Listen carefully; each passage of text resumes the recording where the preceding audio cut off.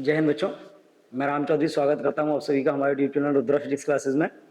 आज के इस वीडियो में हम बात करने वाले हैं सर्किट जिसमें केवल और केवल एक कैपेसिटर कनेक्ट होगा। That means ideal capacitor circuit, या हम यूं कह सकते हैं circuit that contains capacitor only. अब देखिए कैपेसिटर सर्किट क्या होता है। सपोज एक कैपेसिटर जिसकी कैपेसिटेंस C है, it is connected to an AC source। अगर हम इस कैपेसिटर को एक AC सोर्स से कनेक्ट कर रहे हैं तो ये जो सर्किट बन रहा है this is called AC circuit और कैपेसिटर सर्किट। अब यहां पे देखिए, जब हम कैपेसिटर सर्किट करते हैं, सपोज किसी भी इंस्टेंट पे इसमें करंट आई है और जो हमने EMF अप्लाई किया है वो है E0 साइन ओमेगा टी। अब देखिए इस कैपेसिटर सर्किट की अगर हम बात करें तो कुछ फैक्ट जो हमको कैपेसिटर के बारे में पहले से मालूम होते हैं, जैसे क्या क्या हमको मालूम होता है।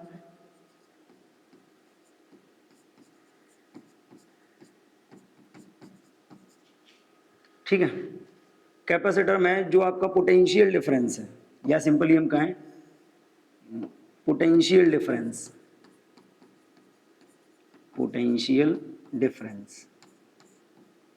across plates of capacitor,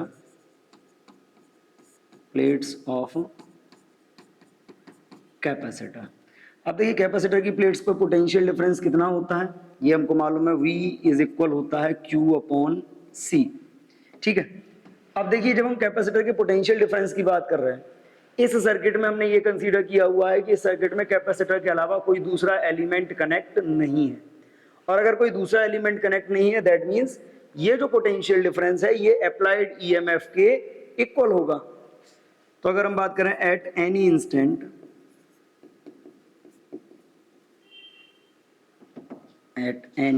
instant जो आपका E है वो किसके इक्वल होगा, V के इक्वल होगा। अगर E V के इक्वल होगा, इस केस में अगर हम बात करें तो हम ये भी लिख सकते हैं कि जो आपका E है वो किसके इक्वल होगा, Q अपॉन C के। अगर हम इसको Q अपॉन C से यहां से Q अपॉन C से अगर हम बात करें, अब देखिए C को सेकंड साइड ट्रांसफर करें तो हमको ये क्या मिल जाएगा, Q इज इक्वल मिल जाएगा C इंटू E। अब यहां पे देखो Q मिल गया। अगर हम बात करते हैं किसकी, करंट की, we know current in circuit. अब इस सर्किट में अगर हम करंट की बात करते हैं तो करंट क्या होता है, I is equal D Q by D T. अब अगर हम D Q by D T में वैल्यू प्लेस करते हैं तो ये क्या हो जाएगा, D by D T C into E. C देखिए कांस्टेंट है, ये हम इसको बाहर ले आएंगे। C अगर हम इससे बाहर ले आते हैं तो ये क्या हो जाएगा, C into D by D T. क्या वैल्यू होगी इसकी, E0 साइन ओमेगा टी। अब देखिए E0 भी कांस्टेंट है तो ये भी बाहर आ जाएगा, तो ये हो जाएगा C into E0 D by D T sign omega T. Clear. अब इस कंडीशन में देखिए, इस कंडीशन में अगर हम बात करते हैं तो साइन ओमेगा टी का क्या होता है, डिफरेंशिएशन C इंटू E0 पहले से, साइन ओमेगा टी का होता है omega into cos omega T. Clear, सबको बाहर कर लीजिए तो ये फाइनली हमारे पास आ रहा है I is equal C omega into E0 into cos omega T. But देखिए इस सर्किट में जब हम बात करते हैं तो इस सर्किट में जो EMF है उसकी इक्वेशन साइन में दी गई है, और जो आपका करंट है उसकी इक्वेशन का फेज कॉस में आ रहा है। तो हम इसको चेंज करेंगे। अगर हम इसको चेंज करते हैं तो कंपेयर करने के लिए या कोई भी स्टैंडर्ड सेट करने के लिए दोनों के फेज, EMF के फेज और जो आपका करंट है, इन दोनों का जो फेज है वो सेम एंगल से रिप्रेजेंट होना चाहिए। सेम एंगल बनाने के लिए हम क्या करते हैं, कॉस ओमेगा टी है। अगर हम चाहें तो हम कॉस ओमेगा टी को ये भी लिख सकते हैं, I इज इक्वल क्या होगा, C omega into E not into cos omega T है, इसको अगर चाहें तो हम ये भी लिख सकते हैं sign pi by two plus omega T. Clear, sign pi by two plus omega T. अब यहां पे देख लो, ये वैल्यू आ गई। अब यहां पे एक टर्म मिल रहा है सी ओमेगा और ई नॉट। ये तीनों टर्म कैसे हैं, कांस्टेंट हैं सर्किट के रेस्पेक्ट में। तो अगर हम इन तीनों टर्म्स के लिए एक कंडीशन अप्लाई कर लें कि अगर हम बात करें for maximum current, maximum current मतलब जो आई नॉट होता है, आई नॉट के लिए इस इक्वेशन में जो आपका sign pi by two plus omega T है, ये कितना होना चाहिए, 1। अगर ये 1 होना चाहिए देन इस सर्किट में हमको क्या मिलेगा, जो आई नॉट होगा that is equal C omega into E naught. Clear, और ये वैल्यू अब देखिए C omega into E naught, ये मैक्सिमम करंट की वैल्यू है। अगर इस मैक्सिमम वैल्यू को हम अप्लाई कर लें तो मैक्सिमम वैल्यू को अप्लाई करने पे क्या होगा, नाउ जो आपका आई होगा, आई इज इक्वल क्या है, C omega into E not sine pi by two plus omega T. अगर ये वैल्यू आप अप्लाई करते हो तो देखिए C omega into E not की जगह क्या आ जाएगा, आई नॉट आ जाएगा। तो ये हो जाएगा I is equal I not into sine omega T plus pi by two. तो अब यहां पे देख लीजिए, फाइनली जब हम बात करते हैं करंट की, तो कैपेसिटर सर्किट में हम कैपेसिटर के फॉर्मूले को यूज करके करंट की वैल्यू फाइंड करते हैं, और करंट की वैल्यू हमको मिलती है I is equal I not into sine omega T plus pi by two. अब अगर हम इस इक्वेशन को और ईएमएफ की इक्वेशन को दोनों को कंपेयर करें, तो दोनों को कंपेयर करने पे हमको ये मिलता है कि इसका जो करंट है वो पाई बाई टू लीड करेगा, पाई बाई टू लीड करेगा। और इस स्टेटमेंट को हम लिख भी सकते हैं, क्या लिख सकते हैं, hence in C circuit current leads by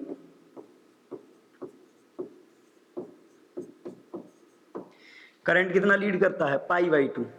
यानी कि इसमें जो ईएमएफ होगा वो अपोज होगा, या जो वोल्टेज है वो अपोज होगा, करंट इसमें लीड करेगा। क्लियर, तो इक्वेशन हमारे पास ईएमएफ की भी आ गई, करंट की भी आ गई। और देखिए आप किसी भी एसी सर्किट की बात करते हैं तो इस बारे में हम पहले भी डिस्कस कर चुके हैं कि हमको डायग्राम मालूम होना चाहिए, ईएमएफ और करंट की इक्वेशन मालूम होनी चाहिए, वेव फॉर्म होनी चाहिए, फेजर डायग्राम होना चाहिए और पावर कंडीशंस होनी चाहिए। अब यहां पे देख लो, अब अगर हम इससे बात करें तो जो हमारा सी सर्किट आया है, सी सर्किट के लिए हमको क्या मिला, इन सी सर्किट जो प्योर कैपेसिटर सर्किट था, इस सर्किट में हमको दो इक्वेशंस मिली हैं। पहली इक्वेशन जो हमने कंसीडर करी थी E is equal E not sine omega T, और सेकंड हमको मिली है I is equal I not sine omega T plus pi by two. अब देखिए, अब अगर हम इनका wave form, wave diagram draw करते हैं, तो वेव डायग्राम के लिए देख लीजिए कैसे होगा इनका, समझिए।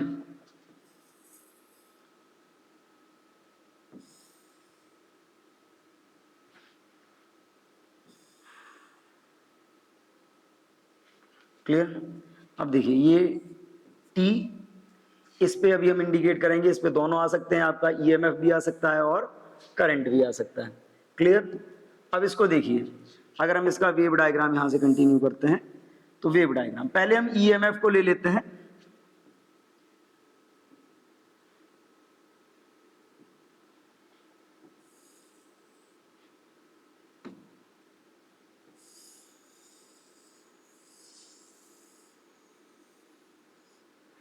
क्लियर, ये मान लीजिए आपकी वैल्यू है ई नॉट। अब इसमें देखो करंट लीड कर रहा है, करंट के लीड करने का मतलब क्या है कि करंट जो होगा वो ईएमएफ से पाई बाई टू पहले स्टार्ट हो जाएगा। अगर हम इसमें देखें तो ये जो होता है, ये सिंबल पाई का होता है, यहाँ पे 2 पाई एक साइकिल, ये आपका 3 पाई, बीच में होता है आपका पाई बाई टू ये होता है आपका 3π/2 का, ये होता है आपका 5π/2। अब करंट इसमें अगर आप डिनोट करते हो तो करंट का क्या आएगा वो समझ लीजिए। करंट ईएमएफ से 90 डिग्री पहले स्टार्ट होगा, तो 90 डिग्री पहले स्टार्ट होने का मतलब है कि अगर हम यहाँ पे देख लें, यहाँ पे π/2 करंट आपका यहाँ से स्टार्ट होगा।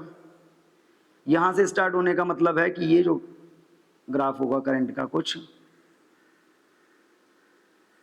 इस टाइप से चलेगा। यानी कि अब टाइमिंग देखिए, आप टाइमिंग देखिए, जब आपका ये था तो ये 90 डिग्री अप, जब आपका ये अप में पहुंचा तो ये 180 पे पहुंच गया।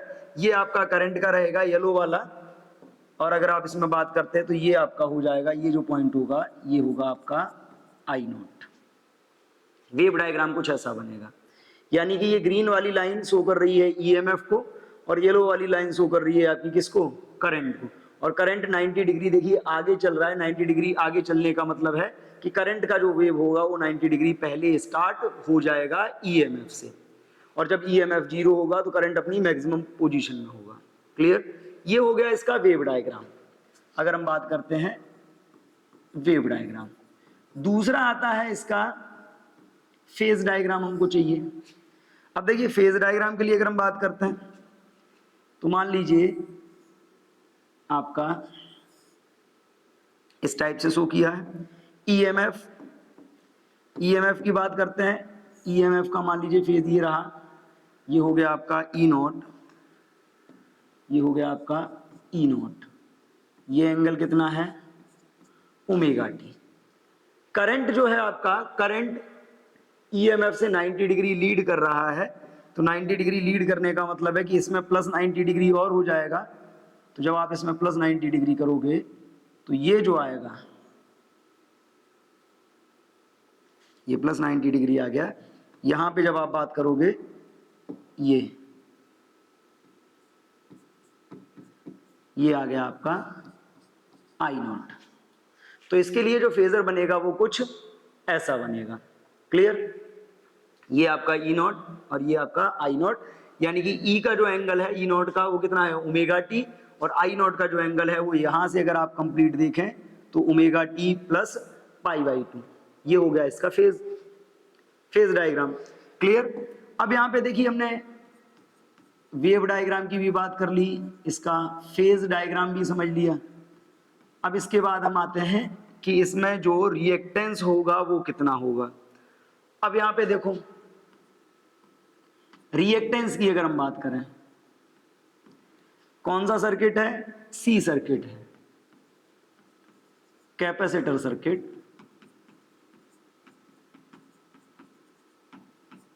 कैपेसिटर सर्किट में आपने क्या फाइंड किया था, आई नॉट इज इक्वल क्या होगा, सी ओमेगा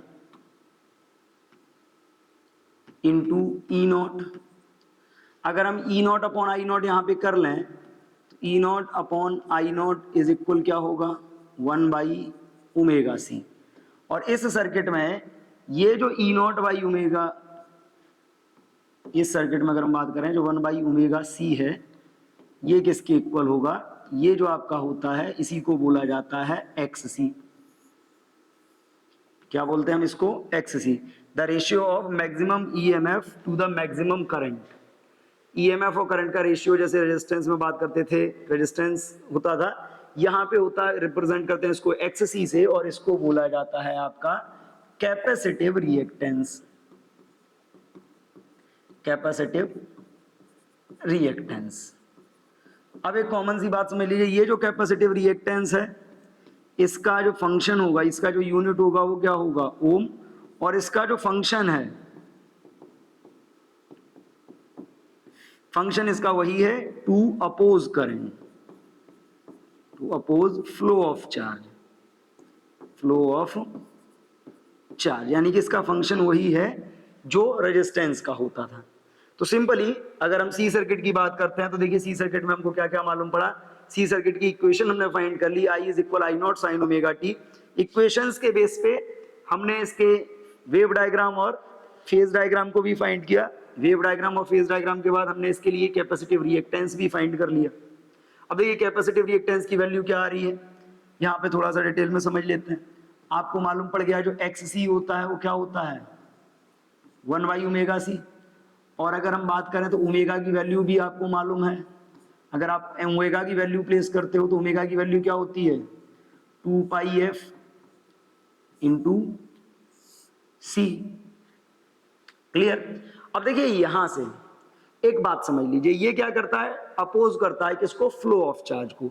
कभी कभी क्वेश्चन ये आता है कि why DC can not pass through the capacitor, why DC can not pass through the capacitor,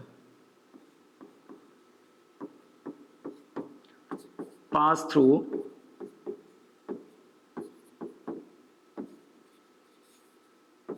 capacitor.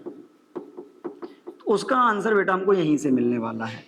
क्या आंसर मिलने वाला है वो ये समझ लीजिए, फॉर डीसी, डीसी के लिए जब आप बात करते हो तो जो फ्रीक्वेंसी होती है वो कितनी होती है 0। फ्रीक्वेंसी 0 होगी, देन जो आपका एक्स सी है वो कितना होता है 1/2πf सी, मतलब 1/0। दैट मीन्स जो एक्स सी हो जाएगा वो कितना हो जाएगा इनफाइनाइट। दैट मीन्स जो अपोजिशन प्रोड्यूस हो रहा है डीसी के लिए इनसाइड द कैपेसिटर, वो उसकी फ्रीक्वेंसी 0 होने के कारण इनफाइनाइट अपोजिशन प्रोड्यूस हो रहा है। दैट मीन्स जो कैपेसिटिव रिएक्टेंस है वो कितना हो गया सर्किट का इनफाइनाइट हो गया। और जब कैपेसिटिव रिएक्टेंस इनफाइनाइट हो गया that means no charge will pass through the capacitor, यानी कि जो कैपेसिटर है उसमें चार्ज फ्लो नहीं होगा और जो आपका डीसी है वो फ्लो होना बंद हो जाएगा या रुक जाएगा। क्लियर है। तो ये हमको यहां से आंसर भी मिल सकता है कि कैपेसिटर से डीसी क्यों नहीं पास होती। ठीक है। अब एक फैक्ट बचा हुआ है सी सर्किट के बारे में जिसको बोलते हैं power consumed in the circuit. तो अगर हम बात करें पावर की तो अब पावर के लिए समझ लीजिए average power consumed in C circuit. अब देखिए पावर के लिए आपने फॉर्मूला पढ़ा हुआ है P इज इक्वल क्या होता है E इंटू आई। सिंपली अगर हम वैल्यू प्लेस करते हैं तो P is equal E not sine omega T into I not sine omega T plus π/2। अब देखिए साइन ओमेगा टी प्लस π/2, अगर इसको चाहो तो ई नॉट और आई नॉट बाहर ले लीजिए, ये आपका बन जाएगा sine omega T into sine omega T plus π/2 को हम लिख सकते हैं कॉस ओमेगा टी। क्लियर। अब इसमें देख लीजिए कॉस ओमेगा टी हो गया, हम क्या करते हैं हम इसको 2 से मल्टीप्लाई कर लेते हैं और 2 से डिवाइड कर लेंगे। 2 से मल्टीप्लाई और 2 से डिवाइड करने पे क्या होगा जो पावर आएगा वो आपका E not into I not upon 2, ये हो जाएगा 2 sine omega T cos omega T, मतलब साइन 2 ओमेगा टी। क्लियर। अब यहां पे देख लो एवरेज पावर की बात करिए तो एक कॉन्सेप्ट यहां पे मिस हो गया। क्या हो गया जो एवरेज पावर होता है वो क्या होता है integration d t 0 to t complete cycle के लिए।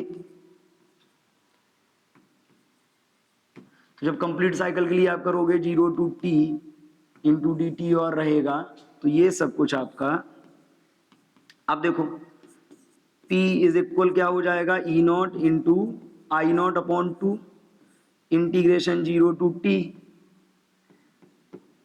क्या होगा आपका sine 2 omega T into D T. और एक बात समझ लीजिए कंप्लीट साइकिल के लिए जो साइन 2 ओमेगा टी का इंटीग्रेशन होता है वो हमेशा 0 होता है। तो अगर ये पूरा 0 हो जाएगा that means the average power consumed in C circuit is also 0। Clear. तो अगर हम सी सर्किट की बात करें तो सी सर्किट में जो एवरेज पावर कंज्यूम्शन होता है during the full cycle is also 0। Clear. तो देखिए इस वीडियो में हमने सारे फैक्ट जो सी सर्किट से रिलेटेड थे 1 बाय 1 स्टडी किए हैं। नेक्स्ट वीडियो में हम मिलेंगे नेक्स्ट सर्किट के साथ जिसको बोलेंगे RLC सीरीज सर्किट। तब तक के लिए थैंक यू एंड जय हिंद।